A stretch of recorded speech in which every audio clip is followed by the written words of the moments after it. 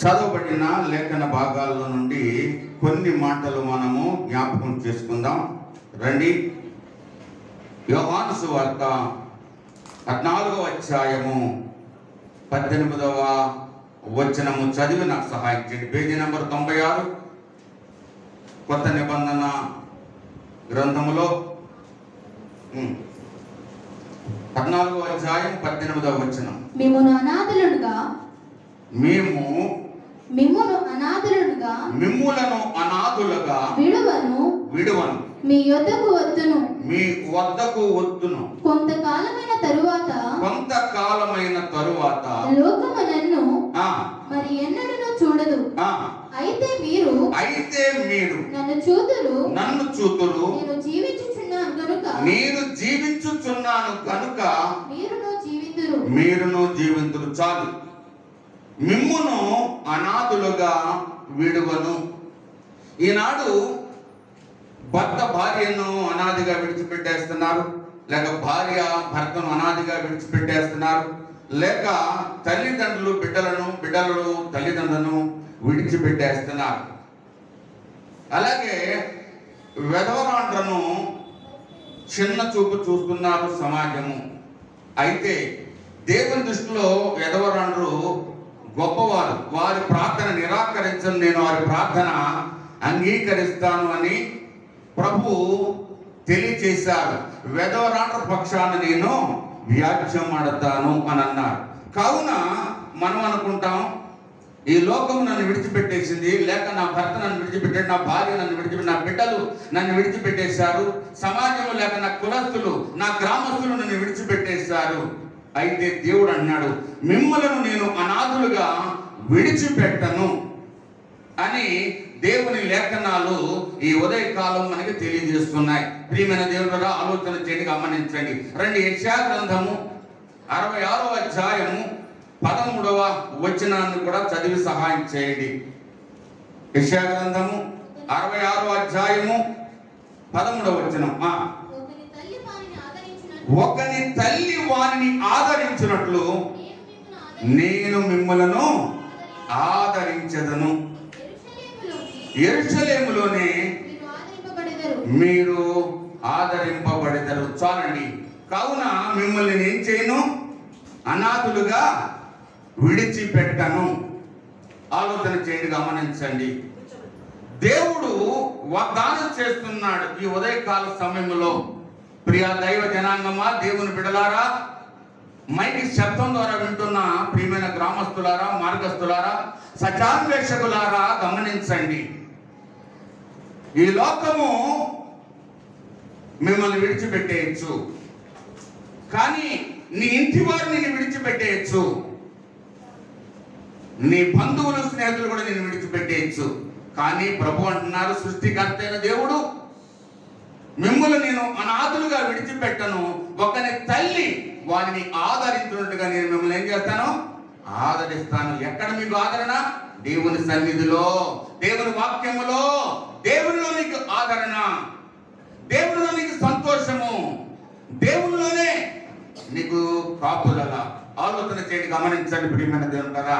కావున ఈ ఉదయకాల సమయంలో పరిశుద్ధాత్మ దేవుడు మనతో మాట్లాడుతున్నాడు. ఒకని తల్లి వారిని ఆదరించినట్టుగా నేను మిమ్మల్ని ఏం చేస్తాను? ఆదరిస్తాను. మన మధ్యలో వెంకటరావు గారు ఉన్నారు, లోల నుంచి వస్తున్నారు. తన భార్య కొన్ని సంవత్సరాలుగా అనారోగ్యంతో బాధపడుతూ ఉన్నారు. లేవలేరు, నడవలేరు. ప్రభం ఆయనే వంట చేసి ఆ తల్లికి రాత్రనగా పగలనగా సేవ చేస్తూ, కావలసిన మెడిసిన్ చేస్తూ, అవసరమైనప్పుడల్లా డాక్టర్ గారికి ఫోన్ చేసి రబ్బింగ్ ఇంజక్షన్లు చేస్తూ తన భార్యను ఆయన ఏం చేస్తున్నాడు? ఆదరిస్తున్నాడు. 1,000 లక్షల రూపాయలు కొన్ని సంవత్సరాలుగా ఆయన ఖర్చు పెట్టాడు. గత 6 సంవత్సరాలుగా వారింటి దగ్గర నేను ప్రార్థన పెడుతున్న సమయంలో ఆ సుగుణమ్మ గారు అన్న మాట ఏంటంటే, అయ్యా, నాకు బ్రతకాలని ఆశ లేదయ్యా, నా భర్త నాకు సహాయం చేస్తున్నాడు, నా కొడుకులు కోడళ్ళు లేక నా అల్లుడు కుమార్తె ఎక్కడెక్కడ ఉన్నారు, వారి భారాలు వారికి ఉన్నాయి, కానీ నా భర్త నాకెంతో సహాయము చేస్తున్నాడని ఆ తల్లి కళ్ళంట నీళ్లు పెట్టుకొని, అయ్యగారు నా కొరకు ప్రార్థన చేయండి, నేను చనిపోవాలని అన్న తల్లి. నేనన్నానమ్మా సుగుణమ్మ గారు, జీవ మరణాలు మన వశములో లేవు, దేవుని వశములో ఉన్నాయి. చనిపోవట పుట్టడము మన చేతుల్లో లేదు. దాని సమయం వచ్చినప్పుడు ప్రభు మిమ్మల్ని తీసుకుంటారు, బాధపడద్దు. ఎన్నో సంవత్సరాలుగా బాధపడుతున్నానండి, మంట తట్టుకోలేని బాధ, నొప్పులు, కుప్పల మీద ఒంటి మీద వస్త్రం కూడా ఉంచుకోవాలనిపిస్తలేదండి అయ్యగారు. ఇంకెందుకండి జీవితంలో మనవల ముదుమనవను కూడా చూశాను. నేను చనిపోయిన 6 సంవత్సరాల క్రితం వారి ఇంటికి వెళ్ళినప్పుడు వారి మనవరాళ్ళిద్దరు పెళ్ళిళ్ళు నేనే చేశాను. ప్రియమైన దేవుని బిడ్డలారా, కావున ఆ తల్లి ఆ మాట అన్నది. ఇక్కడే మన మధ్యలో ఉన్న వెంకట్రావు గారు ఏమండి, ఆ తల్లిని చూసుకోవడానికి ఏ పనికి వెళ్ళడానికి ఆయనకు అవకాశం లేదు. ఉన్న స్థలమో పొలమో కొద్దిగా అమ్మేసి ఆ డబ్బులతోటి ఆ మందులు వేసుకుంటూ ఆ బిడ్డను చూసుకుంటూ కంటికి రెప్పవలే, నాకు ఆమెకి నేను తప్ప ఇంకెవరున్నారండి అని ఆ వెంకట్రావు గారు అన్నప్పుడు, లేక తల్లి అన్నప్పుడు చాలా కన్నీరు గార్చి వారి కొరకు ప్రార్థన చేసాం. పాస్టమ్మ గారు నేను 6 సంవత్సరాలు పడ్డ తల్లి బ్రతికి సజీవ లెక్కలు ఉంది, ఎప్పుడో చనిపోవాలని ఆవిడ అనుకున్నది. కానీ దేవుడు ఆయుష్ పెంచుతూనే ఉన్నాడు, ఆరోగ్యం ఇస్తూనే ఉన్నాడు. మీరు వచ్చి ఇక్కడ ప్రార్థన పెట్టిన తర్వాత నా మనసు నెమ్మదిగా ఉందండి. నాకు ఈ కొన్ని బాధలు తగ్గిన. ఇటీవల నేను వెళ్ళలేకపోయాను, 10 రోజులుగా 2 వారాలు అయిందని కూడా ఆయన చెప్పి, అయ్యా ఒకసారి మమ్మల్ని చూడాలనుకుంటుంది, రమ్మంటుంది అమ్మగారని. కావున నేను తప్పనిసరిగా వస్తానని వారు మాట ఇచ్చాను. దేవుని చిత్తం అది వారంలో వెళ్ళి తల్లికి పరామర్శించి ప్రార్థన చేయాలని ఆలోచన కలిగి ఉన్నాను. ప్రియమైన దేవుని ద్వారా ఆలోచన చేయండి, గమనించండి. కావున ఇక్కడ బైబిల్ తెలియజేస్తుంది యెషయా గ్రంథంలో 66:13లో ఒకని తల్లి వారిని ఆదరించినట్టుగా నేను మిమ్మల్ని ఏం చేస్తాను, ఆదరిస్తాను. దేవుడే ఆ కుటుంబాన్ని లేక మనలను, ఈ దేశంలో ఉన్న ఈ ప్రపంచ దేశాల్లో ఉన్న ప్రతి మానవాడిని కూడా ఆయనే ఆదరిస్తున్నాడు. ఏమండి, రోడ్ల పక్కని అడుక్కునే వారు ఉంటారు, కుష్ఠరోగులు ఉంటారు, లేవలేని స్థితిలో ఉంటారు, వృద్ధాప్యులు ఉంటారు.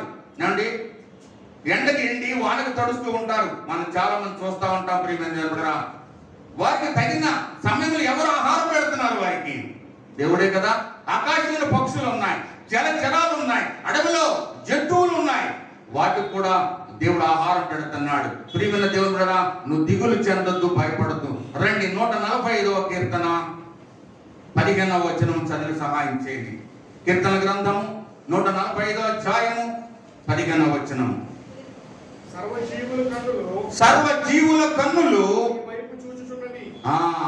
ఆయన వైపు చూస్తున్నాయట. ప్రియమైన దేవుని బిడ్డలారా, ఈ భూమి మీద ఉన్న సకల ప్రాణులు, జీవకోటి రాసులు ఆయన వైపే చూస్తున్నాయి. చదువునా.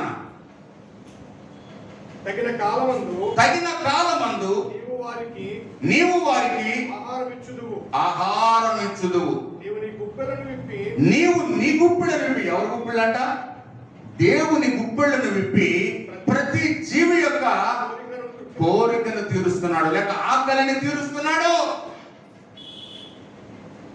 మనుషులుగా మన గుప్పెళ్ళు మనం ఎక్కువ అనేకులు అడుక్కోవడానికి వచ్చినప్పుడు చెయ్యి ఊరుకోలేదయా, ఖాళీ లేదయా, పైకి వెళ్ళరా అమ్మ, పైకి వెళ్ళరా. ఏమండి, ఏంటి ఆవిడ గుప్పుడికి అన్నం పెడతానుకో, లేక గుప్పుడు బియ్యం వేయడానికో, లేక 10 రూపాయలు ఇవ్వడానికో చెయ్యి ఊరుకోలేదా? ఏదో పని చేస్తున్నావు, చీపురెట్టు తుడుతామో, అంట్లు తోముతామో, ఏదో పని చేస్తున్నావు, ఇంట్లో బట్టలు మడతెట్టుకోవడం, ఉతుక్కోవడము. ఆగి ఆ తల్లికో లేక వచ్చిన అడుక్కోవడానికి వచ్చిన భిక్షగాడికో 10 రూపాయలు ధర్మం చేయలేవా? ఇప్పుడు బియ్యం పెట్టలేవా? ఇప్పుడు అన్నం పెట్టలేవా? ఒక వస్త్రం ఇవ్వలేవా? ప్రియ సోదరుడా, సోదరి, ఆలోచన చేయి. ప్రభు అన్నారు, ఈ నా సహోదరులకు నువ్వు చేస్తే నాకు చేసినట్టుగా. ఆకలిగా వచ్చాను, నాకు ఆహారం పెట్టావా? దప్పికగా వచ్చాను, దాహానికి ఇచ్చావా? వస్త్రహీనుడై వచ్చాను, వస్త్రం ఇచ్చావా? రోగులై ఉన్నాను, చూడవచ్చితివా? శరసారగా ఉన్నాను, పలకరించవచ్చితివా? అంటే ఈ నా సహోదరులు ఒకరికి చేసేది కనుక నాకు చేసావని ప్రభు మెచ్చుకుంటారట. ఏమండి, ఆలోచన చేయండి. నువ్వు బస్టాండ్లు కట్టించక్కర్లేదు, గుడులు గోపురాలు కట్టించక్కర్లేదు. ఆకలితో ఉన్నవారికి కొంచెం అన్నం పెట్టు, దప్పికొని దాకమి. శత్రువును కూడా ప్రేమిస్తాం కదా, దప్పికొని మనం వస్తే, లేక ముందలో పడిపోయింది ఒక ఎద్దో, ఆవో, లేకపోతే ఒక గేదో, ఒక మేక పిల్లో, ఏదో ఒక గోతులో పడిపోయింది. నీ శత్రువుదేది, కానీ దాన్ని పైకి తీస్తున్నావా? అటువంటి మనసు నీకున్నదా ప్రియ సోదరుడా సోదరి? ఆలోచన చేయి, గమనించు. కావున ఒకని తల్లి వాని నిన్ను ఆదరిస్తాడు. సర్వ జీవుల కన్నులు ఆయన వైపే చూస్తున్నాయి. తగిన కాలమందు వాడికి ఆహారము ఇస్తాడు. ఆయన గుప్పిళ్ళు విప్పి వాటికి సమృద్ధిని ఆహారం ఇస్తాడట. ఒక తల్లిగా, ఒక తండ్రిగా మన బిడ్డల బాధ్యత మనపై ఉన్నది కదా. వారికి ఏం కావాలో అన్ని కూడా మనం సమకూరుస్తూ ఉంటాం. ఉదయం లేచిన కాడి నుంచి వాళ్ళ స్కూల్కి వెళ్ళేటప్పుడు ఏమండి, వాళ్ళ స్నానాలు చేసి బట్టలు కట్టి ఏమండి ఆయన తయారు చేసి క్యారేజీలు పెట్టి చక్కగా పంపిస్తాం కదా. ఒక తల్లిగా, తండ్రిగా నీకు బాధ్యత. అలాగే పక్షులు కూడా రెక్కలు వచ్చే వరకు కూడా నోటుతో తీసుకెళ్లి కాకి పిల్లకి ఆహారం పెడుతుందండి. ప్రియమైన దేవుడా, ఆలోచన చేయండి, గమనించండి.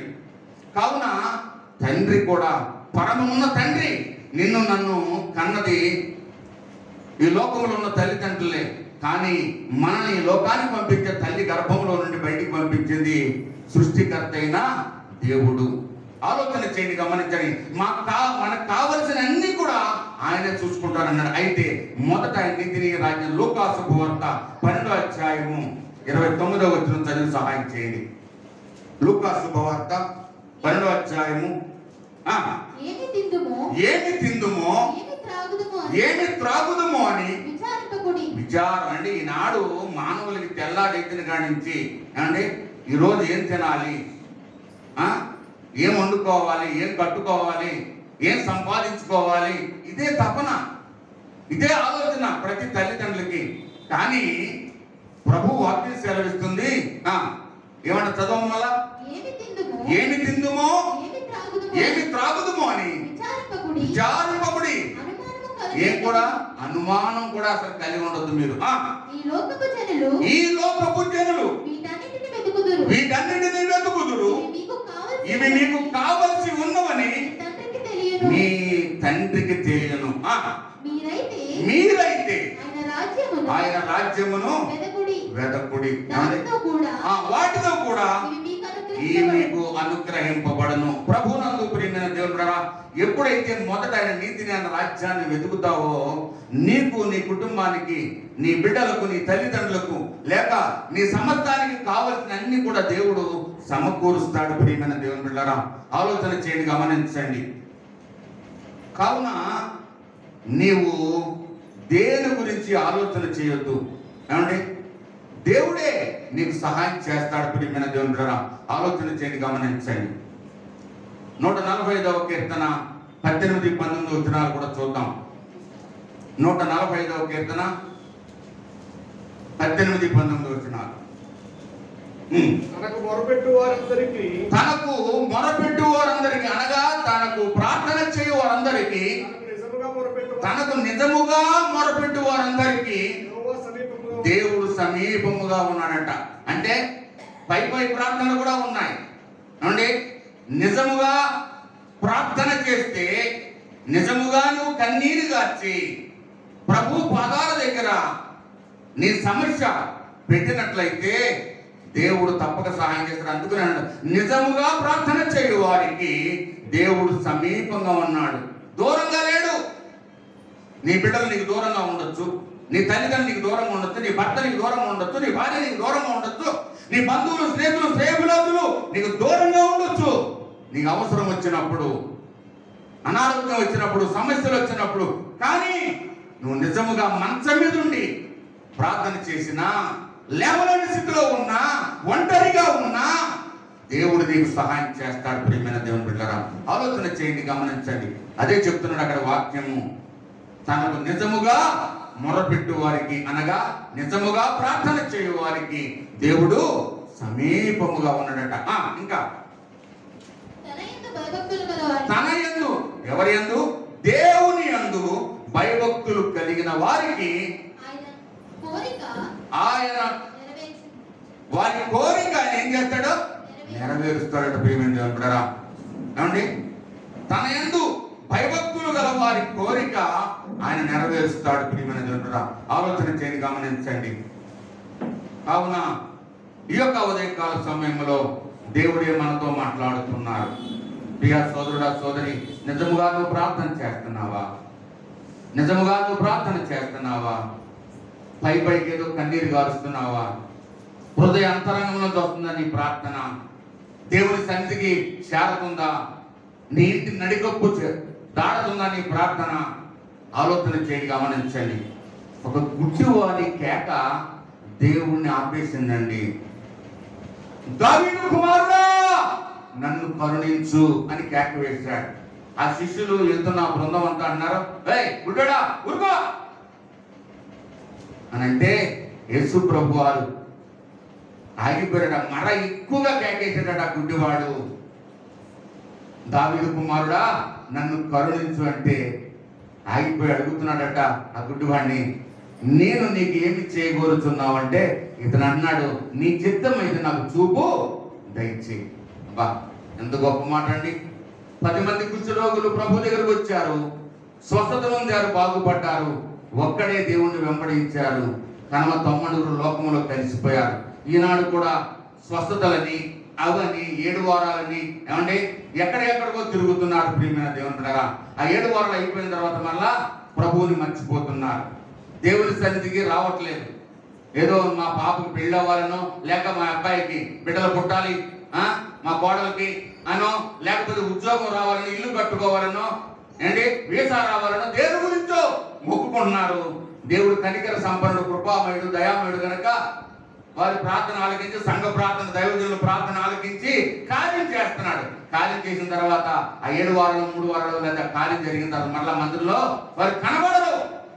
కోకోలలో తెలుసు నాకు ఈ 35 సంవత్సరాల ప్రభులోకి వచ్చిన దాని నుంచి కూడా ఎంతో మంది దేవుడు ఎన్నో ఉపకారాలు దేవుని వల్ల పొందారు. అందుకని బైబిల్ కూడా చెప్తుంది, అదే 145 కీర్తన 9వ వచనం కూడా చూడండి, యెహోవా అందరికీ ఉపకారి, ఆయన కనికరములు ఆయన సమస్త కార్యముల మీద ఉన్నవి. ఏమండి ఆయన కనికరములు సమస్త కార్యముల మీద ఉన్నాయి. దేవుడు అందరికీ ఉపకారండి, కొందరికి కాదు.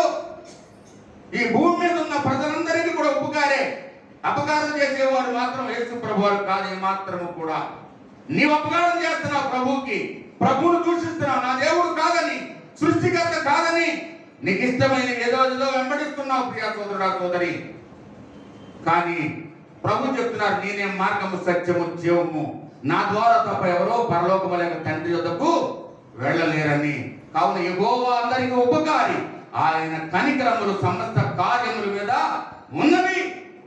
ఆయన కనికరం ఉన్నది కాబట్టి నీవు నేను ఇంకా జీవిస్తున్నాం, ఉనికి కలిగి ఉన్నాం, ఊపిరి ఉన్నది. ఎంతో మంది చిన్న వయసులో, యవన ప్రాయంలో, నడి వయసులో, వృద్ధాప్యంలో ఈ రోజులు చూడకుండా ఈ లోకాన్ని విడిచి అనేకులు వెళ్ళిపోయారు. కొద్ది మంది నిత్య జీవానికి, అనేకులు నిత్య నరకాలను వెళ్ళిపోయారు. కరోనాలో చూస్తే వేల కొలది ప్రజలు చనిపోయారు. అనేక దేశాల్లో కూడా ప్రియ సోదరుడా సోదరి, నీ చుట్టూ ఉన్నవారు చనిపోయారు, నీ గ్రామంలో చనిపోయారు, అనేకులు చనిపోయారు. పాతి పెట్టడానికి కూడా స్థలం లేక జేసీబీలతో గోతులు తీసి విదేశాల్లో సమాధి చేసిన పరిస్థితులు మనం చూసాం. కావున ఎందుకో నీలో నాలో దేవుడు ఆయుష్ పెంచాడు, ఆరోగ్యం ఇచ్చాడు. నువ్వు కృతజ్ఞత కలిగి ఉన్నావా? దేవుడు చేసిన ఉపకారాలకి నువ్వు కృతజ్ఞత కలిగి ఉన్నావా ప్రియ సోదరుడా సోదరి? ఆలోచన చేయండి, గమనించండి. 2010వ సంవత్సరంలోనే యాత్రిపురం మండలానికి ప్రెసిడెంట్గా నన్ను ఏకగ్రీవంగా ఎన్నుకున్నప్పుడు రోజుకు 3 చోట్ల వర్తమానాలు విపరీతమైన ఓవర్ చేసి కాంతులు వచ్చి చనిపోవాలని బయట వేస్తారు. శరీరం అంతా పచ్చబడి, కళ్ళు పచ్చబడిపోయి 108 కూడా పిలవడం జరిగింది. కుంభ వర్షం, ఇంకా చనిపోయిన అనుకున్న బంధువులు, స్నేహితులు అందరికీ కౌరు చెప్పేశారు. మా వాళ్ళు అందరూ చూశారు. ప్రభు నన్నాను, ప్రభువా నీ చిత్తం అయితే, నీ దయ ఉంటే, బ్రతికితే నీ సేవ చేస్తాను, రాజ్యం వచ్చేస్తాను ప్రభువా అని అన్నప్పుడు రవికిరణ్ గారు హాస్పిటల్ తీసుకెళ్లారు నన్ను. ఆయన అన్నాడు, పాస్టర్ గారు మీరు 2 లక్షల రూపాయలు నా టేబుల్ మీద పెట్టినా నేను బ్రతికించలేదయ్యా, ఏమాత్రమో చాయిస్ లేదు, కావాలి ముదిరిపోయి చనిపోతాం. 27 రోజులు యాకోబు డాక్టర్ గారు పగలు రాత్రులు కూడా ఇంజక్షన్లు చేస్తే వెళ్ళి వర్తమానం ఇచ్చి, ఆ రోజులు చేతకు ఉండేది. ప్రియమైన కూడా ఫిలిపు ఇంటర్మీడియట్ చదువుతున్నాడు. ఆ ఫిలిపు ప్రైవేట్ నుంచి కాలేజీ నుంచి వచ్చిన తర్వాత ఎక్కడికి వెళ్ళాలన్నా వర్తమానం అందించడానికి ఆ చేతకమైన వెనకాల కూర్చునేవాడిని, ఆ బిడ్డ తోలేవాడు. ఆ వర్తమానం అయిన దాకా ఏదో శక్తి ఇచ్చేవాడు దేవుడు. తర్వాత కథ ఏ రసంతో మధ్యదుకుని అంటుంది, మళ్ళీ వచ్చి అలా పడిపోయింది. మళ్ళీ ఇంటికి 27 రోజులు ఉన్న తర్వాత ఆయన అన్నాడు, ఇదేదో చాలా తీవ్రమైన అనారోగ్యం నా వల్ల కాదన్నారు డాక్టర్ యాకోబు గారు, మీ అందరికీ తెలుసు. కానీ నేనన్నాను రవికర్ణ గారితో, ప్రభువా నీవు గొప్ప దేవుడవు, జీవ మరణాలు నీ వస్తువులో ఉన్నాయి, కావున ఈ డాక్టర్ గారు చేయవలసింది చేసేటట్టు ఆయనకు సహాయం చేయి. ఏం మందులు ఇస్తారు నాకు తెలియదు, నన్ను బ్రతికించుకుంటే నీ సేవ చేస్తాను, అది నేను రాజ్యానికి వచ్చేస్తాను అన్నప్పుడు ఏమండి 15 సంవత్సరాలైంది ఆయుష్ పెంచాడు. దేవునికి స్తోత్రం. ప్రియమైన ఏమిచ్చిన ఆయన రుణం నేను తీర్చలేను. అలాగే ఈ యొక్క కరోనా వచ్చింది, భయంకరమైన పరిస్థితుల్లో ఇంటి పై గేటు పై నుంచే మందులు ఇచ్చారు, 2 బ్లీచింగ్ బర్తాలు చల్లారు. ఎవరి గదులు వాళ్ళే ఉన్నాం, 8 గదులు ఇచ్చాడు దేవుడు, ఎవరి గదులు వాళ్ళే ఉన్నాం. మా చిన్నోడు ప్రార్థన చేశాడు, మా మామయ్యని స్వస్థపడతావా, మా మమ్మీని మా తాతయ్యని స్వస్థపడతా, కన్నీటితో మోకాళ్ళ ప్రార్థన చేస్తే అది వీడియో తీశాడు మా పెద్ద మనవడు, అది వైరల్ అయిపోయింది. 5 సంవత్సరాల వయసు అడిగప్పుడు. ప్రియమైన దేవుని ద్వారా ఆలోచన చేయండి, గమనించండి. కావున జీవ మరణాలు ఎక్కువ వస్తువులో ఉన్నాయి. ఒక తల్లి వాడిని ఆదరించుగా నన్ను మిమ్ములను ఈ లోకంలో ఉన్న సర్వమానవాళ్ళని దేవుడు ఆదరిస్తున్నాడు. ప్రియమైన దేవుని ద్వారా ఆలోచన చేయండి. ఒకవేళ తల్లి బిడ్డను కొట్టినా మళ్ళా చార తీసుకుంటుంది, పాలించి లాలిస్తుంది. ప్రియమైన దేవుని ద్వారా అలాగే దేవుడు ఒకవేళ మనం చేసే పనులు బట్టి కోపం వచ్చి మన మీద ఆయన ఒక శిక్ష పంపించిన మరలా ఆయన వాత్సల్యత చూపి, ఆయన కరుణ చూపి మనల్ని మన హక్కును చేర్చుకునే నిమిషం మాత్రమే ఆయన కోపము, తరతరాలు ఆయన కృప మన ఎడల ఉంటది. ప్రియమైన దేవుని ద్వారా ఆలోచన చేయండి, గమనించండి. కావున ఆయన అందరికీ ఉపకారి. అందుకనే అపోస్తలుల గారి 10:36 ఉంటది, యేసు క్రీస్తు ప్రభువట అందరికీ దేవుడు, కొందరికి కాదండి. ప్రియమైన దేవుని ద్వారా ఆలోచన చేయండి, గమనించండి. చాలా మంది అలాగ అనుకుంటారు, లేక నేను 35 సంవత్సరాల క్రితం అలాగే అనుకున్నాను, మా కులానికి సంబంధించిన దేవుడు కాదు, లేక మా మతానికి సంబంధించిన దేవుడు కాదు, ఈ అమెరికా దేవుడో లేక ఇంగ్లాండ్ దేవుడో లేక అంటరాని వారి దేవుడేమో అని అనుకున్న పాపుల్లో ప్రధాన పాపిని నేను. ప్రియమైన దేవుడా ఆయనే సృష్టికర్తని, ఆయనే రక్షకుడని, ఆయన తప్ప మోక్షానికి వేరొక మార్గం లేదని నాకు తెలియదు. ఎన్నో గ్రంథాలు చదివినా ప్రయోజనం లేదు. ఏమండి, భగవద్గీత, సామవేదం, ఋగ్వేదం, బ్రహ్మంగారి కాలజ్ఞానం, ఖురాను అన్నీ చదివాను, కానీ బైబిల్ అంటే నాకు తెలియదు, ఈ దేవుడు అంటే నాకు తెలియదు. చాలా సహించుకునేవాడిని. ఎక్కడన్నా సువార్త సభలు పెడితే మైకులు పీకేసి లైట్లు పగలగొట్టి పాస్టర్ గారిని కూడా తరివేసిన దుర్మార్గుడు నేను. ప్రియమైన దేవుని బిడ్డలారా, అటువంటి దుర్మార్గుడు నన్ను ఎన్నుకొని 25 సంవత్సరాల క్రితం రాజమండ్రి మహాపట్నం నుండి ఎన్నో పెద్ద పెద్ద వ్యాపారం చేసి డబ్బు మీద పడుకున్న నన్ను ఈ గ్రామానికి తీసుకొచ్చాడు. మీ అందరికీ తెలుసు, దిక్కులేని వారిగా ఏమండి ఏదో నెత్తి మీద కంపలెత్తుకొని రాలేదు, లారీతో లారీ సామాన్ వేసుకొని ఏమండి వచ్చాం, బంగారంతో వచ్చాం, ఇక్కడికి ఎన్నో సామాగ్రితో వచ్చాం. 200 రూపాయలకి ఇంటికి దిగడానికి దేవుడు సహాయం చేశాడు. ఆయన మమ్మల్ని ఆదరించి ఈనాడు అనేకులకు ఆశీర్వాదకరంగా అనేక చోట్ల పరిచయం చేయడానికి భూలోకంలో అనేక స్థలాలకు వెళ్ళి ఒక చిన్న పాత్రగా పనిముట్టుగా దేవుడు నన్ను వాడుకుంటున్నాడు, ఆదరించాడు.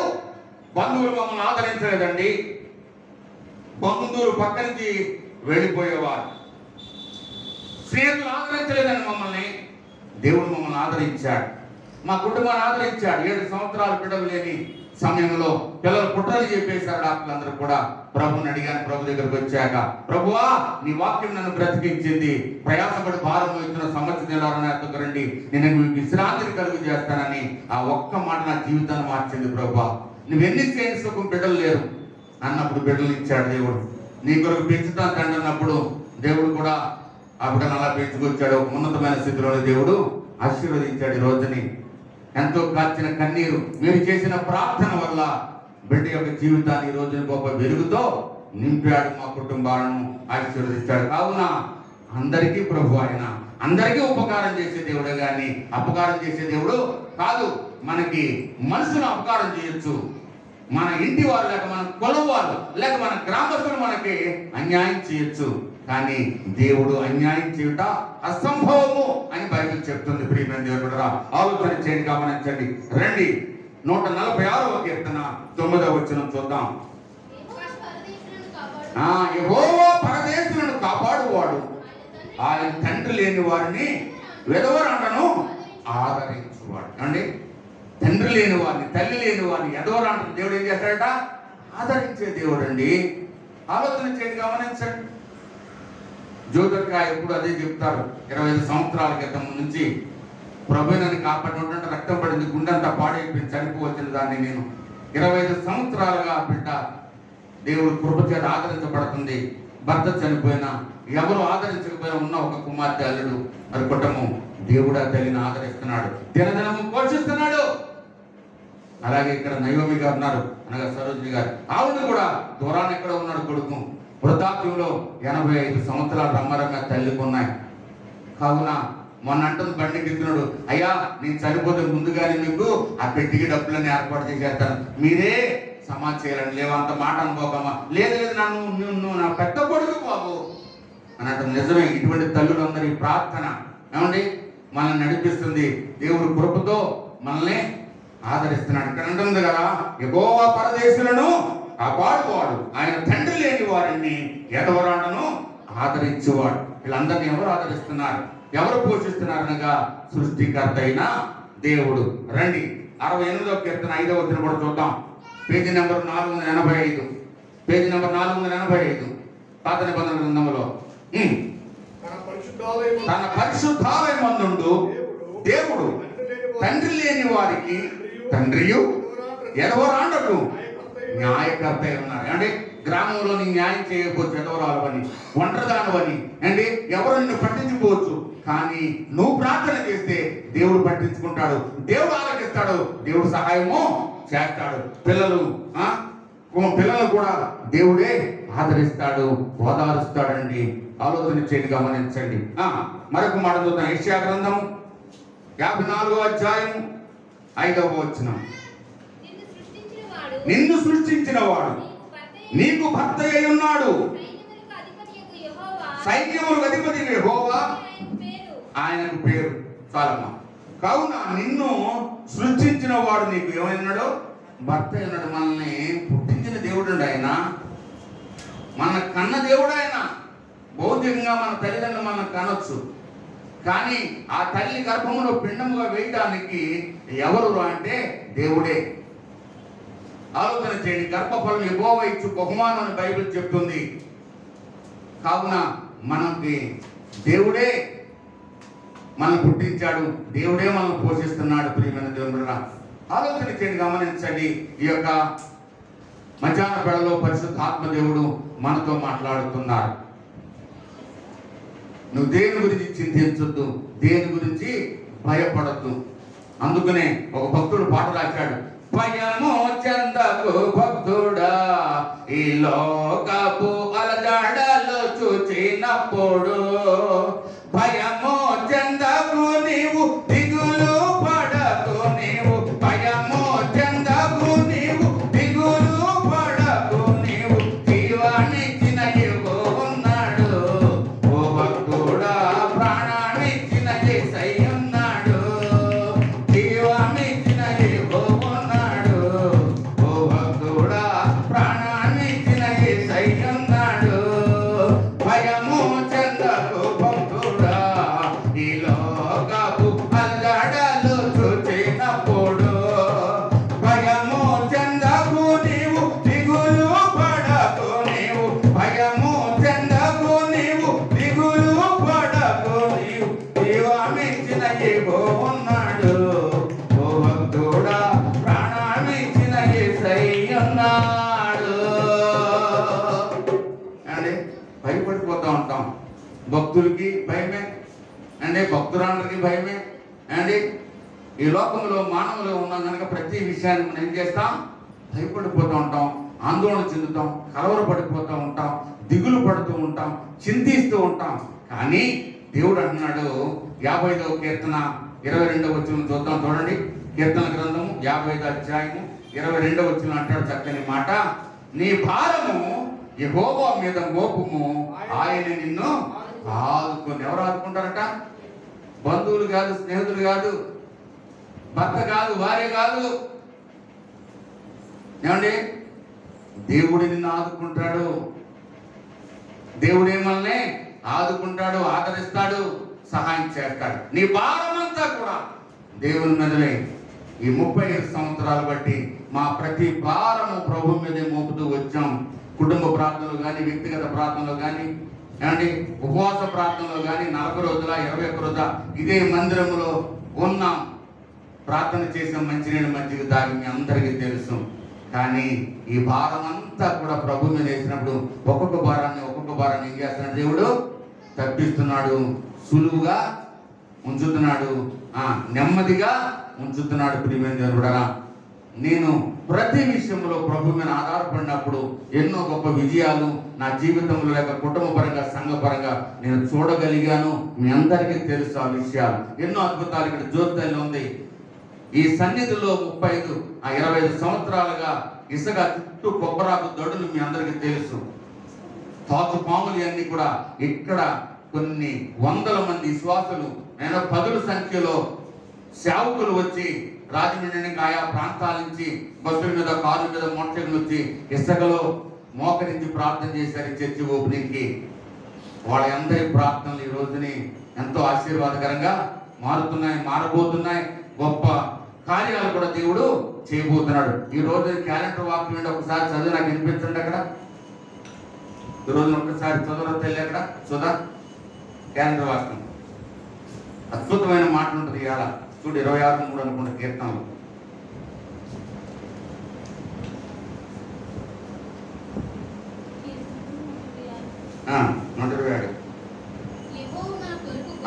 యెహోవా మన కొరకు ఏం కార్యాలట? గొప్ప కార్యాలు చేసి ఉన్నాడు. దేవుడు నీ కొరకు, నీ కుటుంబం కొరకు, లేక మన కొరకు, మన సంఘాల కొరకు దేవుడు గొప్ప కార్యాలు చేసి ఉన్నాడు, చేయబోతున్నాడు. దేవుడు నువ్వు నమ్మి విశ్వాసం ఉంచినట్లయితే ప్రియమైన దేవుడా ఆలోచన చేయండి. కావున అదే మనం యోహాను సువార్త 14వ అధ్యాయము 13వ వచనం చదవండి ఒకసారి. మనం ఉత్తర పత్రికలో చదువుకున్న మాటను మనం ఒకసారి జ్ఞాపకం చేసుకుందాం. మీరు నా నామమున దేనిని అడుగుదురో తండ్రి కుమారుని యందు మహిమ పరచబడుటకై దానిని చేతును. 96 పేజీ నంబర్ కొత్త నిబంధనలో యోహాను సువార్త 14వ అధ్యాయము 13వ వచనం. నా నామమున మీరు నన్నేమి అడిగినను నేను చేతును. 14వ వచనంలో అంటున్నాడు, నా నామమున మీరు నన్నేమి అడిగిన నేను చేతును. మీరు నన్ను ప్రేమించిన యెడల నా ఆజ్ఞలు గైకొందురు. ఏం చేస్తారట? దేవుని మనం ప్రేమిస్తే ఆయన ఆజ్ఞలు గైకొంటాం, ఆయన వాక్యాన్ని నెరవేరుస్తాం, ఆయన చిత్తాన్ని నెరవేరుస్తాం, ఆయన వాక్యాన్ని లోబడతాం, కట్టుబడతాం, ఆయన ఆజ్ఞల ప్రకారం మనం జీవిస్తాం. అప్పుడు మన దేవుడు ఆశీర్వదించే ఉన్నాడు. నేను తండ్రిని వేడుకొందును మీ యొద్ద ఎల్లప్పుడూ నుండుటకై ఆయన వేరొక ఆదరణకర్తను అనగా సత్య స్వరూపియగు ఆత్మను మీకు అనుగ్రహించను. చూసారా? నేను తండ్రిని వేడుకొందును మీ యొద్ద ఎల్లప్పుడూ నుండుటకై ఆయన వేరొక ఆదరణకర్తను మన కొరకు పంపుతాడు. అండి, నేను అనాథగా విడిచిపెట్టును, నేను మీ కొరకు ఏం చేస్తాను? ఆదరణకర్తను పంపుతానంటున్నాడు. నువ్వు భయపడద్దు ఏ విషయంలో కూడా. ప్రియ సోదరుడా, సోదరి, ఆలోచన చేయి, గమనించు. నువ్వు ప్రతిదానికి చిన్న బలహీనత, జ్వరం వస్తే భయపడిపోతాం కదా మనం. ఒళ్ళు నొప్పులైతే భయపడిపోతాం, నడు నొప్పండి, మోకాళ్ళు నొప్పంటే భయపడిపోతాం. మొన్న 30వ తారీఖుని మీకు చెప్పలేదు. ఎందుకంటే ఆ రోజు సోమవారం అనుకుంటా, చాలా భయంకర ఆదివారం. మొన్న ఆదివారం ఓపెనక్కడ కూడా ప్రసంగం అయిపోయిన తర్వాత ఇంటికి వెళ్ళాను. విపరీతంగా నొప్పి వచ్చేస్తుంది గుండెల్లో. తగ్గుతాడు. నా దగ్గర బిడలు వేసుకున్నాను. పాస్టర్ గారు కూడా చాలా ఫుల్ పవర్ బిడలు, ఆమెను కూడా గ్యాస్ బిడలు ఇచ్చింది. అవి వేసుకున్నా తగ్గలేదు. మరలా ఫిలిప్ వెళ్ళి షాప్కి వెళ్ళి మెడికల్ షాప్కి వెళ్ళి మళ్ళీ మందులు ఇచ్చాడు. మరలా వేసుకున్నాను. అయినా కానీ 5 బిడలు వేసుకున్నా కానీ ఏమాత్రం తగ్గలేదు. ఏదో కొంచెం తగ్గినట్టుగా ఒక 2 గంటలు నిద్ర పట్టింది. తెల్లారి టిఫిన్ చేశాను. ఒక పని మీద కొత్తపేట వెళ్ళాం. అక్కడికి వెళ్ళి చాలా ఎక్కువ అయిపోతుంది. ప్రేమ నేర్పుతున్నా వచ్చేస్తున్నాను బండి మీద. మార్గంలో సరిపోతానేమో బండి మీద గుండె అయిపోద్దేమో. ఎందుకంటే నీ కరోనా వల్ల ఇండక్షన్ చేసుకున్న వాళ్ళు చిన్న వయసులో 30-25 సంవత్సరాలు, 35-40 సంవత్సరాల వయసులో కూడా చనిపోతున్నారు. వ్యాక్సిన్ వేయించుకున్న వాళ్ళు చాలా మంది. కావున చాలా భయం వేసింది నాకు. వ్యాక్సిన్ వేసుకోవడం వల్ల ఎందువల్ల వస్తుందో నేను నొప్పి, చనిపోతాను, వెళ్తే బండి మీద చనిపోతానేమని ఎదరకు వచ్చేస్తున్నాను. మళ్ళీ వెనక్కి తిరిగి వెళ్ళి హాస్పిటల్కి వెళ్ళాను. గొప్పగా అప్పుడు క్రైస్తవ సహోదరి నర్సు ఉన్న దగ్గర సిస్టర్ గారు, నేను పాస్టర్ గారు అండి, చాలా విపరీతంగా నొప్పి వస్తుంది, లైన్ చూస్తే 150 మంది ఉన్నారు ప్రజలు, వీళ్ళందరికీ ఏజీ లోపల నుంచి చనిపోతానేమంటే, బ్రదర్ అలా అనుకోకండి అని గబగబా పక్క నుంచి లైన్లో రాయించి బీపీ అది చూసి గోవా డాక్టర్ గారి దగ్గర తీసుకెళ్తే ఈసీజీ అది రాసింది. ఈసీజీ 1 కాదు 2 సార్లు తీసింది. ఆ సిస్టర్ గారు, కుమార్ సిస్టర్ రాజమండ్రి ఆవిడ ఒక సంఘానికి వెళ్తాట, 2 సార్లు తీసిన అనుమానం వచ్చి డాక్టర్ గారు చూపించేప్పటికి, పాస్టర్ గారు అర్జెంట్గా ఈ 3 బిళ్ళలు వేసుకోండి అని ఇంజక్షన్ చేయించి ఒక అరగంట సేపు అక్కడే ఉంచేసింది. అర్జెంటుగా కాకినాడ వెళ్తారో రాజమండ్రి వెళ్తారో, మీకు కూడా ఎవరైనా వచ్చారో, మీరు లేవద్దు అసలు అని చెప్పండి. ఎవరు రాలేదమ్మా అంటే, ఎలా వెళ్తారు ఒక్కరే అని అన్నది. సరే ఎవరో వెళ్తాను, రేపు వెళ్తానమ్మా, లేకపోతే 2 రోజులు పోయిన 3వ తారీఖున వెళ్తానన్నాను. లేదండి ఏమనుకున్నారు మీరు అసలు అని ఆ డాక్టర్ గారు చాలా దెబ్బలాడింది. సరే ఈవేళ వెళ్తానమ్మా, లేకపోతే రేపు వీలుంటే రేపు వెళ్తాను అన్నాను. ఇంటికి వచ్చేసాను, ఇంకా పైకి కూడా వెళ్ళలేదు. పైకి వెళ్ళాను, ఏదో మా చెల్లికి కౌరు చెప్పాలి, పెళ్లి కౌరు అని గోవా వెళ్ళి చెప్పేసి వచ్చాం. కింద దింపేసి పాస్టర్ పైకి వెళ్ళిపోయింది. నేను ఇంకా వెళ్ళిపోయాను రాజమండ్రి. బస్సుకి వెళ్ళని చెప్పింది పాస్టర్ గారు. లేదు బస్సుకి వెళ్తే ఆటోలకి ఇవన్నీ కూడా సమయానికి చేరుకోలేను, ప్రభు నాకు తోడుగా ఉంటారులే అని వెళ్ళిపోయాను. ఎమర్జెన్సీ కార్డు రాశారు, చూశారు, గోవా నరాలకు ఇంజక్షన్ చేశారు, అక్కడ కూడా వెళ్ళేసారు, పడుకోబెట్టారు. 6:30కి మీకు స్కానింగ్ తీస్తా ఉన్నారు. ప్రార్థన చేసుకుంటున్నాను, ప్రభు వివాహం అయినా బ్రతికించి తర్వాత రాజ్యాన్ని తీసుకొని కాంపరం పెట్టి ఇలాంటి బ్రతికించి నీకు సాక్షిగా వాడుకో ప్రభు అని ఆ బాల మీద కూర్చొని ఇంకాసేపు ప్రార్థన చేసుకున్నాను. 6:40 నిమిషాలు అయింది. 5వ పేరు నాకు వచ్చింది. వెళ్ళాను, స్కానింగ్ తీశారు, ఇవన్నీ తీశారు, మందులు రాసి ఈ పట్టు అట్లా వస్తే కిమ్స్ హాస్పిటల్కి అంటే బొల్లినేనికి వెళ్ళిపోండి, మీరు అశ్రద్ధ చేయవద్దు అని చెప్పారు. ఆ బిడ్డలు వేసుకొని ప్రభు కృపను పెట్టి ఇప్పటి వరకు ఉన్నాను. కానీ మరలా వస్తే ఏమైపోద్దాం, అయినా పర్వాలేదు, దేవుడు శుభకార్యం చూడడానికి దేవుడు సహాయం చేశాడని దేవుని ఎంతగానో స్తుతించి ఆయన నామానికి కనపరిచాము. నేను ఎందుకు చెప్తున్నానంటే, ఎవరు మనల్ని విడిచిపెట్టినా దేవుడు విడిచిపెట్టడం. రాత్రి ఇక్కడ ప్రార్థనకు వస్తున్నాను, ఇక్కడ లైట్ లేదు బావనారాయణ, ఇంటికి వెళ్తున్నాను, జ్యోతికి ఫోన్ చేశాను, ఇంటమ్మ లైట్ లేదు, ఇక్కడ చీకటిగా ఉందా, ఎన్ని ఎరుగుతున్నాయి అన్నప్పుడు మర్చిపోయానండి అని గోవా వేశాడు. గోవా వచ్చి అయ్యా మీకు బాగోలేదంటే, మరి ఎవరు చెప్పారో వారు చెప్పారో నాకు తెలియదు, కానీ వాళ్ళందరూ కూడా గొమ్మల నుంచి లేచి మగవాళ్ళు ఆడవాళ్ళు నన్ను పలకరించి ఎలా ఉన్నారు, రూత్ ఎక్కడ ఉందని ఇవన్నీ అడిగేటప్పటికి, అమ్మ లేదు ప్రభు దయ వల్ల ఆయన కృప వల్ల బాగానే ఉందమ్మా, ప్రాణం కోసం ఎంతసేపు మనం ఎంతమంది చూస్తున్నా వయసు నిమిత్తం ఏముంది అన్నప్పుడు వాళ్ళందరూ కూడా సంతోషించారు. నేను ఎందుకు చెప్తున్నానంటే ఈ మాట, భక్తుడైన దావీదు అంటాడు, నా అంతరంగంలో సమస్తం ఆ యెహోవా చేసిన ఉపకారముల్లో దేనిని మర్చిపోవద్దు. ఎంచేత ఈనాడు మంచిలు తాగుతున్నామంటే, ఆహారం తింటున్నామంటే, వస్త్రాలు కట్టుకున్నామంటే, లేక ఆయన ఇచ్చిన నీడ, అది తాటకిల్లా, పెద్దటిల్లా, డాబాయా, అపార్ట్మెంటా, ఏదైనా ఆయన కృప ద్వారాగా మనం బ్రతుకుతున్నాం. ఆయన కృప లేదా మనం ఎవరు కూడా ఒక్క నిమిషం కూడా భూమి మీద బ్రతకలేము. ఆలోచన చేయండి, గమనించండి. కావున అనుదినము యోబు ఎలాగైతే తన బిడ్డల నిమిత్తమై ప్రార్థనని బలి అర్పించాడో, ప్రార్థించాడో, అలాగ మనం కూడా మన బిడ్డల కొరకే ప్రార్థన చేయాలి. మన భర్త కొరకు ప్రార్థన చేయాలి, మన భార్య కొరకు ప్రార్థన చేయాలి, సమాజం కొరకు, బంధువులు, స్నేహితులు ఎవరైతే రక్షణ పొందలేదో ఈ ప్రపంచ మానవులందరి కొరకు ప్రార్థన చేయాలి. ఎందుచేత ప్రార్థన చేయకపోవడమే పాపం అని చెప్తుంది బైబిల్. ప్రార్థన చేయవాళ్ళు సమయాలు ఉన్నాడని 99వ కీర్తన 6వ వచనం మనం చూస్తున్నాం. చూడండి ఒక మాట కూడా నేను త్వరగా ముగిస్తాను. 99వ కీర్తన 6వ వచనం, ఆయన యాజకులలో మోషే అహరోనులుండెను, ఆయన నామమును బట్టి ప్రార్థన చేయు వారిలో సమూయేలు ఉంటది. అంటే సమూయేలు ఉన్నాడంట ప్రార్థన చేసే వారిలో. నువ్వు ఉన్నావా ప్రార్థన చేసే సంఘంలో? ప్రార్థించే ఇంటిలోనే ఉన్నావా? నీ తల్లి ప్రార్థన చేస్తే నువ్వు ప్రార్థన చేయట్లేదేమో, లేక నువ్వు ప్రార్థన చేస్తే నీ తల్లి ప్రార్థన చేయట్లేదు, నీ తండ్రి ప్రార్థన చేయట్లేదేమో, నీ బిడ్డలు ప్రార్థన చేయట్లేదేమో, నువ్వు కుటుంబ ప్రార్థనలో ఉండేవాళ్ళు టీవీ దగ్గర సెల్ ఫోన్ పట్టుకుని ఉంటున్నారేమో. జాగ్రత్త సుమా, బిడ్డల గురించి మనల్ని లెక్క అడుగుతాడు. నీకు ఇచ్చిన ప్రతి రూపాయి గురించి దేవుడు లెక్క అడుగుతాడు. నీ బిడ్డల గురించి, నా బిడ్డలకు దేవుడు లెక్క అడుగుతాడు. నీకు ఇచ్చిన సమయాన్ని గురించి దేవుడు లెక్క అడుగుతాడు. కనీసము రోజుకి 3 గంటలన్నా దేవునికి మనం సమయం ఇవ్వాలి. 3 గంటలు నువ్వు దేవుని సన్నిధిలో ప్రార్థన చేయాలి. బైబిల్ చదవాలి. అనేక అధ్యాయాలు ప్రియమైన సోదరుడా, అనేకుల కొరకు నీ సాక్ష్యాన్ని చెప్పాలి.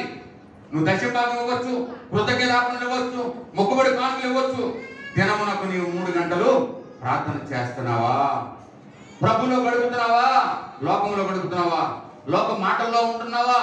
జాగ్రత్త, దేవుడిని లెక్క అడుగుతాడు. ప్రియ సోదరుడా, సోదరి, నా బిడ్డ నేను అదే చెప్తాను, లేక నా భార్య పాస్టర్ గారు అదే చెప్తాను. ఒక అన్నం మెతుకు కూడా కంచంలో ఉండడానికి కడిగిన ప్లేట్ లాగా ఉండాలి. దేవుడు మనల్ని లెక్క అడుగుతాడు. ఒక రైతు 6 మాసాలు కష్టపడుతున్నాడు. అవి మిల్లులోకి వెళ్ళి బియ్యంగా చేయబడి కొట్లోకి వస్తున్నాయి, కొట్లు నీ ఇంట్లోకి వస్తున్నాయి, లేక నీ ఇంట్లో కుండలో ఉడికి నీ కంచంలోకి వస్తున్నాయి అన్నం మెతుకులు. రైతు ఎంతగా రాత్రిగా పొలం కష్టపడుతున్నాడు అవి పండించడానికి. సగం తిని సగం గెలికేసి వదిలేస్తారు కొంతమంది అన్నారు. మొన్న ఆనందరావు చర్చిలో బస్సింగ్ గారి ఫెలోషిప్ ఆయన చర్చిలో ఒక 70 మంది 80 మందితో పాస్టర్లతో మీటింగ్ జరిగింది. ఆయన మైకుచ్చుకొని చెప్పేది నాకు ఆశ్చర్యం అయిపోయింది. ఆయన 84 సంవత్సరాలు వృద్ధుడు. ఆయన పరిగెడుతున్నాడు డ్రమ్ము కొరకు, పాట పాడుతున్నాడు. ఒక కళ్ళు నేను పాట పాడుతూ ఉంటే ఆ వయసులో కూడా కిందకి పరిగెడుతున్నాడు ఆయన. నీకు నడక కూడా లేదు దేవుని మందిరానికి వస్తానికి, పరుగు లేదు, సమయం అయిపోతుందని. ఆశ్చర్యం అయిపోయింది నాకు. జీవన్ దేవరా 84 సంవత్సరాల వయసులో ఆ కళ్ళు నేను పాట పాడి డ్రమ్ము కొరకు కిందకి పరిగెత్తికెళ్ళాడు ఆయన మెట్లు దిగి. ఆలోచన చేయండి, గమనించండి. దేవుని ఎడల ఆసక్తి ఉన్నదా? నీకు భయం ఉన్నదా? అందుకనే నిజముగా మొరపెట్టు వారికి దేవుడు ఎలా ఉన్నాడో సమీపముగా ఉన్నాడని 145వ కీర్తన 18-19 మనం చదివాం. తనకు నిజముగా మొరపెట్టు వారికి ఆయన సమీపంగా ఉన్నాడు, నీ పక్కనే ఉన్నాడు. ఆలోచన చేయ, గమనించు. నిజముగా దేవుడు బ్రతికించకపోతే 30వ తారీఖున నేను ఈ లోకాన్ని విడిచి వెళ్ళిపోదును. 2010లో చనిపోవచ్చిన కాములు వచ్చి అసలుగా 35 సంవత్సరాల రైలు కింద పడి చనిపోవాలి. ఒక వాక్యము ప్రయాసపడి ప్రారంభించిన సమస్త జనులారా, నా ఎదుగురని ఆ వాక్యం నన్ను బ్రతికించింది. ఎవరు నన్ను తీసుకెళ్లి మందిరంలో కూర్చోబెట్టదు, ఎవరు తీసుకెళ్లి సభలో కూర్చోబెట్టలేదండి. ఆ ఒక్క వాక్యము నన్ను రక్షింది, నా కుటుంబాన్ని రక్షింది. అనేకులు దీవెనకరంగా ఆశీర్వాదకరంగా ఉంది. రేపటి నుంచి అనేక మీటింగ్స్ ఉన్నాయి ఖాళీ లేకుండా. 11వ తారీఖు వరకు, మళ్ళీ 16వ తారీఖున శ్రీనివాస్ గారిని మొదటి వార్షికోత్సవం కావున ఇదన్నిటి వరకు కూడా మీరు ప్రార్థన చేయండి. రాత్రి అక్కడ ఇక్కడ 12:30 అయిపోయింది, ఆకలేస్తుంది. ఏమన్నా 2 ఇడ్లీ తిందామంటే పోలీసు వారు చూపేసుకుని తిరుగుతున్నారు. ఎక్కడ హోటల్స్ లేవు రావులపాలెం. వాళ్ళు ఎలాగ కుక్కలే ఉంటాయేమో సరళ వాడపల్లి వచ్చేసి ఇక్కడ పడుకున్నాను. తెల్ల 6 గంటలకు ఫోన్ వచ్చింది పిలుపు దగ్గర నుంచి. లేదు నాయన, ఇవాళ అక్కడ ప్రేమ బిందు ఉంది గోగులంకలో, అక్కడ రాత్రి చెప్పారు. అక్కడ మన ఆదివారం అనుకున్నారు కానీ కరెక్ట్గా నాకు ఇన్ఫర్మేషన్ ఇవ్వలేదు. కానీ రాత్రి చెప్పిన తర్వాత పిలుపు ఫోన్ చేసినట్టు చెప్పాను. మరి ఈ రోజు శాఖ లక్ష్మి గారు అనగా రుద్దు గారు పేదరి గారు పెట్టాలి. వాళ్ళ దొడ్డంతా పాపం తడిచి ముద్ద అయిపోయింది, వంట చేయడం లేదండి, వచ్చే నెల పెడతాను నా తల్లి అన్నారు. కావున ప్రతి నెల ఎవరో ఒకరు ఇక్కడ అక్కడ కూడా భోజనాలు ఏర్పాటు చేస్తున్నారు. కావున వారిని వారి కుటుంబాన్ని దేవుడు దీవిస్తాడు. దేవుని కొరకు నువ్వేది చేసినా అది పరలోకంలో దేవునిలో నీకు లెక్క అప్పగిస్తాడు, దేవుడు దీవిస్తాడు. ఎందుకంటే కొన్ని ఆయన చేసిన ప్రార్థన లేక ఆయన చేసిన ధర్మ కార్యాలు ప్రభు సన్నిధికి జ్ఞాపకార్థంగా చేరిన దూత సాక్ష్యం చెప్పింది. ఏమండి, ఈ లోకంలో ఉన్నవాళ్ళు చూడండి, అనేకులు ఒక సిమెంట్ రామ్కో సిమెంట్ అయితే రామ్కో సిమెంట్ అని బనీలు ఉంటాయి. ఏమండి, కేసీపీ అయితే కేసీపీ సిమెంట్ అని బనీల మీద ఉంటాయి. లేకపోతే ఎవరైనా ధర్మం చేస్తే వారి పేరు ఆ బనీల మీద వాటి మీద వేస్తున్నారే. ఏమండి, నువ్వు చేసే ప్రార్థన, నువ్వు చేసే ధర్మ కార్యాలు ప్రభు సన్నిధికి చేరవా? బస్ స్టాండ్ కట్టిస్తే వాళ్ళ పేర్లు పెట్టుకుంటున్నారే. చాలా చూస్తున్నాం లోకంలో. కానీ నీ పేరు నా పేరు ఎక్కడ ఉండాలి? పరలోకంలో ఉండాలి. దేవుని కొరకు మనం ప్రయాసపడాలి. అప్పుడే నిన్ను నన్ను ఆదరిస్తాడు. రండి మరొక మాటలు చూద్దాం. కీర్తనల గ్రంథము 10వ అధ్యాయము 14వ వచనం. కీర్తనల గ్రంథము 10వ అధ్యాయం 14వ వచనం, పేజీ నెంబరు 457, 3వ లైన్ 4వ లైన్. నీవే సహాయకుడవై, చదవమ్మా. 3వ లైను 4వ లైన్ చదవాలి. 10వ కీర్తన 14వ వచనము 3వ లైను 4వ లైను. నిరాధారులు తమ్మును నీకు అప్పగించుకుందురు, తండ్రి లేని వారికి నీవే సహాయకుడివై ఉన్నావు. చాలు చాలు. కావున ఇక్కడ అన్నాడు, నిరాధారులు తమ్మును నీకు అప్పగించుకుందురు, తండ్రి లేని వారికి నీవే సహాయకుడివై ఉన్నావు. నిరాధారులండి, రోడ్ల పక్కన ఉన్న వారికి ఎవరు సహాయం చేస్తారు? చాలా మంది మన బిడ్డలు ఇక్కడ వాళ్ళు కానీ లేక ఓపలక్కల వాళ్ళు కానీ అన్నం పొట్లాలు పట్టుకెళ్ళి పంచిపెట్టిన రోజులు ఉన్నాయి. రైల్వే స్టేషన్లో రోడ్డు పక్కల్ని లేక ఆ కోటగుమ్మం దగ్గర ఆ వంతుల కింద బిద్దెల కింద పడుకున్న వారికి లేకొట్టి, అలాగే దుప్పట్లు ఇచ్చాం, రగ్గులు ఇచ్చాం, బట్టలు పట్టుకెళ్ళి ఇచ్చాం. ప్రియమైన జనరా, ఎన్నో సహాయం చేస్తున్నాం. నిరాధారులను ఆదుకోవాలి. అలాగే తండ్రి లేని బిడ్డలను కూడా మనం ఆదుకోవాలి, ఆదరించాలి. ఎన్నో అనాథ శరణాలయాలు ఉన్నాయి, వృద్ధాశ్రమాలు ఉన్నాయి. పూర్వకాలం ఎరగని అన్ని కూడా డబ్బున్న వారు కూడా ఈనాడు తల్లిదండ్రులు ఏం చేస్తున్నారు? అనాథాశ్రమాల్లో లేకపోతే వృద్ధులాశ్రమంలో నెలకింతనిచ్చి వాళ్ళని అక్కడ అప్పీల్ చేస్తున్నారు. ప్రేమ చల్లారిపోయింది అనేకుల్లో. ప్రియమైన కూడా అటువంటి పని మనము దేవుని బిడ్డలుగా లేక తల్లిదండ్రులుగా బిడ్డలుగా అటువంటి పని మనం అప్పుడు చేయకూడదు. సృష్టికర్త అయిన దేవుని తర్వాత మనకి జన్మనిచ్చిన తల్లిదండ్రులు మనము ఆదరించాలి. వారి ఇబ్బందులు మనం పరామర్శించి వారికి సహాయం చేయాలి. అదే నిజమైన భక్తి. చూడండి, యాకోబు రాసిన పత్రిక 1వ అధ్యాయం 27వ వచనం చదవండి. యాకోబు రాసిన పత్రిక 1వ అధ్యాయం 27వ వచనం. తండ్రి అయిన దేవుని ఎదుట పవిత్రమును నిష్కళంకమునైన భక్తి ఏదనగా అది దిక్కులేని పిల్లలను వెధవరాళ్లను వారి ఇబ్బందుల్లో పరామర్శించుడు, ఇహలోక మాలిన్యము వారి అంటకుండా తను కాపాడుకున్నదే నిజమైన భక్తి అట. అంటే ఆలోచన చేయి, గమనించు ప్రియమైన తండ్రి లేని బిడ్డలను లేక తల్లి లేని బిడ్డలు లేక తల్లిదండ్రులు లేని బిడ్డలను వెధవరాళ్లను వారి ఇబ్బందులను పరామర్శించాలి. వారికి నువ్వు సహాయం చేయాలి. అదే నిజమైన భక్తి. నువ్వు గంటల తరబడి ప్రార్థన చేసి ఉపవాసాలు ఉంటే దేవుడు తినేస్తారనుకున్నావా? లేదు లేదు. క్రియలు కలిగిన భక్తి మనం చేయాలి. క్రియలు లేని భక్తి చేసినా ఏమి ప్రయోజనం లేదు. క్రియలు ఉండాలి మనలో.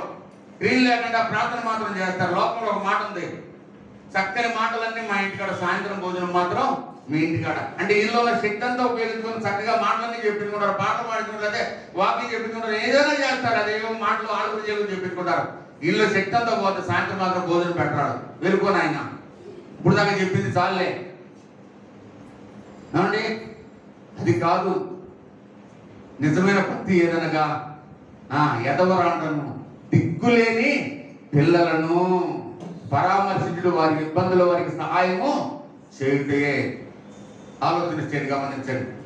పెద్దోడు పుట్టినరోజు సందర్భంగా మేము కుష్ఠరోగులకు పట్టుకెళ్ళి కొన్ని ఫ్రూట్స్ కొన్ని వస్త్రాలు ఇచ్చాం. ఎక్కడ? రాజమండ్రి గవర్నమెంట్ హాస్పిటల్ పక్కన ఉంది కుష్ఠరోగుల అనాథ ఆశ్రమం. అక్కడ పట్టుకెళ్ళి చక్కని ఫ్రూట్స్ కొన్ని వస్త్రాలు ఇచ్చినప్పుడు అది చాలా సంతోషించారు. వాళ్ళందరూ కూడా ఈ బిడ్డ కొరకు ప్రార్థన చేశారు. రూతు నేను వెళ్ళాం. ఎన్నో సంవత్సరాలు అయిపోయింది. ప్రియమైన బిడ్డ, ఆలోచన చేయండి, గమనించాలి. చిన్నోడి బర్త్డే కూడా ఒక గొప్ప దైవజనుడు, ఆయన దగ్గరికి తీసుకెళ్ళాం. ప్రియమైన బిడ్డ, ఎందుకంటే ఇక్కడ తీసుకొచ్చారని, ఆయన లేవలేనుడు, చాలా వృద్ధుడు. ఆ దైవజనుడి యొక్క ప్రార్థన మాకు అవసరమని 4 అంతస్తుల పైన లిఫ్ట్లో వెళ్ళాం. వెళ్ళి చిన్నోడు గారు ప్రార్థన చేస్తే ఆ వృద్ధుడు ఆ బిడ్డ కొరకు ఎంతగానో కన్నీరు విడిచి ప్రార్థన చేశాడు. ప్రియమైన ఆలోచన చేయండి, గమనించండి. చేయాలి ధర్మ కార్యాలు, మనం ఉపకారం చేయాలి. ఎవో అందరికి ఉపకారి కదా. క్రైస్తవులుగా లేక దేవుని బిడ్డలుగా, దేవుని సేవకులుగా, దేవుని సేవకులు కుటుంబాలుగా, విశ్వాసులుగా మనం ఉపకారం చేస్తున్నాం. ఎవరికన్నా సహాయం చేస్తున్నాం. ఆపదలో ఉన్న వారికి.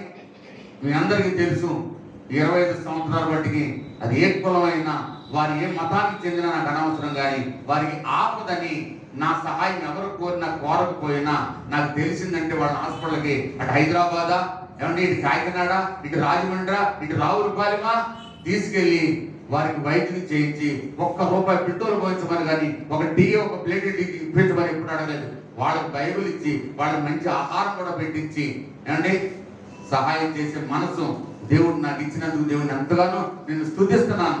ఎవరి బాధ అంటే చూడలేదు, ఇంట్లో బాధలు పడినా నేను ఒప్పుకుంటాను, కానీ ఎదుటివారి బాధ చూస్తే నేను తట్టుకోలేను. చిన్నప్పుడు కానించి, నేను హిందువుడుగా ఉన్నప్పుడు కానించి కూడా ఆ మనసును దేవుడు నాకు ఇచ్చాడు. నా దగ్గర ఉన్న ముందు ఖర్చు పెట్టాలి, వాళ్ళకి ఆపదలో కష్టాల్లో ఉన్నప్పుడు ఆదుకోవాలి, వారికి సహాయం చేయాలి. వారి తర్వాత నాకు చేసినా చేయకపోయినా పర్వాలేదు. చేస్తున్నాం అలాగా.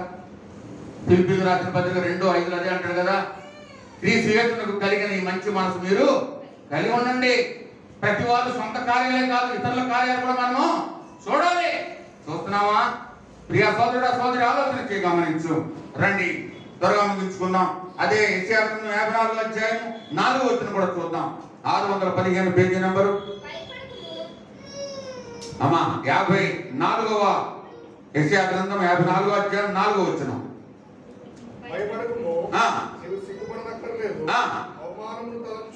భయపడకము, నీవు సిగ్గుపడనక్కర్లేదు, అవమానము తలంచుకుము, నీవు లజ్జపడనక్కర్లేదు, నీవు నీ బాల్యకాలపు సిగ్గును మరచుదువు, నీ వైధవ్యపు నిందను ఇక మీదట జ్ఞాపకము చేసుకొనవు. చాలు, భయపడద్దు, నువ్వు సిగ్గుపడవు.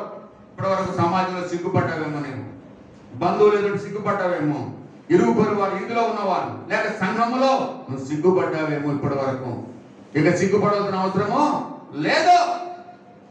నువ్వు భయపడద్దు అని ఎంత తేటగా వాక్యం సెలవిస్తుంది చూడండి. భయపడకము, నీవు సిగ్గుపడనక్కర్లేదు, అవమానము తలంచుకో, ఇంకా అవమానం నీకు ఉండదు. ఇప్పుడు వరకు అవమానం పొందావు, నీవు లజ్జపడనక్కర్లేదు, నీ బాల్యకాలపు సిగ్గును మరచుదువు, నీ వైధవ్యపు నిందను ఇక మీదట జ్ఞాపకము చేసుకోను. ఇప్పుడు వరకు సమాజంలో నువ్వు నిందలు పడ్డావేమో, నీ ఇంటి వారి చేత నువ్వు నిందలు పడ్డావేమో, నీ బంధువులు, స్నేహితులు, నీ ఇరుగు పొరుగు వారి చేత నువ్వు నిందలు పడ్డావేమో. ఆ నింద నీకు ఇంకా ఉండదు. నువ్వు భయపడక్కర్లేదు, నువ్వు ధైర్యంగా ఉండు. నువ్వు అవమానం చెందవు. ఇంకా ఇప్పటి వరకు అవమానం చెందేవేమో, నీ ఇంటి వారి వల్ల, లేక నీ బంధువులు, స్నేహితులు, పొరుగు వాళ్ళ, గ్రామస్తుల వల్ల నీకు అవమానమే ఉండదంటున్నాడు దేవుడు. ఆఖరికి ఒక్క మాట చూసుకొని ముగించుకుందాం చూడండి. కీర్తన యెషయా గ్రంథము 54వ అధ్యాయం 13వ వచనం. నీ పిల్లలందరూ యెహోవా చేత ఉపదేశమునందుదురు, నీ పిల్లలకు అధిక విశ్రాంతి కలుగును. నీ పిల్లలందరూ యెహోవా చేత ఏం చేస్తారట? ఉపదేశమునందుదురు, నీ పిల్లలకు అధిక విశ్రాంతి కలుగుద్ది. భయపడద్దు, నీ పిల్లలు యెహోవా చేత ఉపదేశం పొందుతారు. అందుకనే చక్కని మాటను చూస్తున్నాం అక్కడ. కాబట్టి భయపడకము, నేను మిమ్మలను మీ పిల్లలను పోషించేదనని ఆదికాండం 50వ అధ్యాయము 21వ వచనంలో మనం చూస్తున్నాం. ప్రియమైన భయపడద్దు ఏ విషయంలో కూడా. ఆడపిల్లలు భయపడి కొంతమంది కూలి పని చేసుకుంటున్నాను, చిన్న ఉద్యోగం చేసుకుంటున్నాను, 4 ఆడపిల్లలు లేక 3 ఆడపిల్లలు, ఎలాగని భయపడిపోతున్నాను. ఇక్కడ చాక లక్ష్మి గారు, పద్మయ్య గారు ఉన్నారు, వారికి 3 ఆడపిల్లలే. మగపిల్లడు పుడతాడని 3 ఆడపిల్లలే పుట్టారు. కానీ దాని గురించి భయపడలేదు. మరి ఆ తల్లి ఎంతమందికి పురుడు పోసి ఏమంటే మనవరాళ్ళని ఎత్తి చక్కగా సంతోషిస్తుంది, ఆనందిస్తుంది. ఈ రోజుని ఆడ తమ్ముడికి ఇచ్చింది పెద్ద కుమార్తెను. పిల్లలు లేరు చాలా కాలం. నేను హైదరాబాద్ వెళ్ళాను, అక్కడికి వెళ్ళిపోయారు పాపం. అపార్ట్మెంట్లో కాపలా ఉంటాను ఇస్త్రీ చేసుకోవడానికి. అయ్యా మీరు అక్కడికి వెళ్ళారు కదా, మా పాప మా తమ్ముడు అంటే అల్లుడైన తమ్ముడైన ఆయన వీళ్ళు ఒక్కసారి ప్రార్థన చేయండి బాబాయ్, పిల్లలు లేరు అని అంటే దేవుని కృపను బట్టి అక్కడ మోకరించి ప్రార్థన చేశాను. వారికి ఒక పిల్లలు కాదండి, 3 మగ పిల్లలు ఇచ్చాడు దేవుడు. వాళ్ళకి చక్కగా చదువుతున్నారు. ఇప్పుడు తండ్రి, కుమార, పరిశుద్ధ ఆత్మ అన్నట్లుగా ఆలోచన చేయండి. ఒక్క బిడ్డని అడిగింది ఆ తల్లి రుదు గారు, నేను పేతురు గారును, కానీ 3 బిడ్డలు ఇచ్చాడు. అంతేకాదు వాడు అప్పుడు రక్షణ పొందలేదండి, మారు మనసు లేదు. ఇప్పుడు ప్రభువుని తెలుసుకున్నారు. కుటుంబం 5గురు వాళ్ళ అమ్మగారితో అంటే చక్కగా దేవుని మందిరానికి వెళ్తున్నారు. ఇక్కడ బైబిల్లోని వాళ్ళ అమ్మగారు మన ప్రభువుని నిద్రించింది. ఆ ఉపవాస కూడికల్లో మందిరంలో పనంతా చేసింది, కుర్చీలో వచ్చేసిందంట. ఆఖరి దైవజనుడు చేత ప్రార్థన, అమ్మ ఏంటి అవసరత ప్రార్థన అన్నావు, ఏంటి నీ బాధ ఏంటంటే, ఏమి బాధ లేదే కదా, అన్ని బాధనే, ప్రార్థన చేయండి అంతే. ఎక్కువగా ప్రభువులో గడిపెట్టాను అన్నట్ట. ఆ దైవజనుడు ప్రార్థన చేశాడు. తెల్లారుజామున లేచి వంట చేస్తారు కదా అనుకుంటే వెళ్ళి లేపితే మంచం మీదే ప్రభువుని నిద్రించింది ఆవిడ. ఏమండి ఆలోచన చేయండి, ఎంత గొప్ప నిద్ర లేక మరణము ప్రభు దగ్గరికి వెళ్ళిపోయింది. ఆలోచన చేయండి. అంతేకాదు రెండో బిడ్డకి ఇద్దరు బిడ్డలు ఇచ్చాడు, మూడో బిడ్డకి ఇద్దరు బిడ్డలు ఇచ్చాడు. ఆ కరువంతా తీరిపోయింది. ఆడబిడ్డలని భయం లేదు, రెక్కల కష్టానికి సాగలు వారు రెక్కాడుతానంటే ఒక్కాడిన బిడ్డలు రాత్రి కూడా కష్టపడతారు. ఆయనకి ఎన్నుపోసి ఆపరేషన్ చేయవలసి వచ్చింది. దేవుడు కృపను బట్టి ఇంకా జీవితం అయిపోయిందేమో, మంచం మీదేమో అనుకున్నారు. కానీ చక్కగా ఇప్పుడు 50 కేజీల భర్త కూడా అమాంతంగా లేపేస్తాడు ఆయన గొజ్జయ్య గారు. ఎంత కృపండి, ఎంత దయ. అదే అంటాడు, నీ పిల్లలు నేనేం చేస్తాను అక్కడ, నీ పిల్లలందరూ యెహోవా చేత ఉపదేశము నందుదురు, నీ పిల్లలకు అధిక విశ్రాంతి కలిగి. భయపడదు దేని విషయంలో కూడా. యెహోవా చేత ఉపదేశం పొందాలి నీ బిడ్డలు, నా బిడ్డలు.